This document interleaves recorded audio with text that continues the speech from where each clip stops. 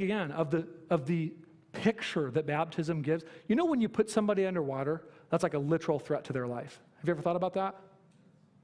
Like you put somebody under the water, and it's like if you hold them down there long enough, and when people come out of water, they are delivered out of that danger. It's very simple. And it makes baptism a very powerful picture of what is true of believers in Christ. That what baptism pictures is that when Jesus hung on the cross 2,000 years ago, he in fact didn't hang alone. He hung there with all of his people.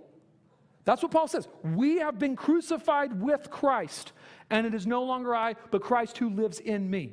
Yeah? So baptism pictures that when we look at the cross, Jesus hung there.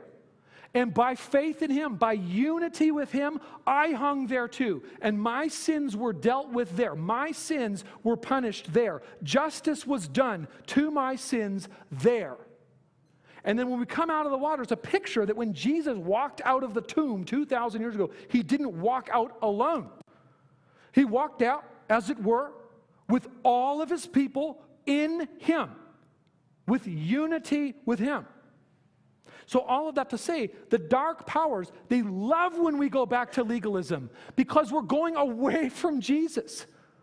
We're going away from the shed blood that paid the penalty for my sin. We're going away from the victory over sin and the grave. We're going away from grace, and we're going instead toward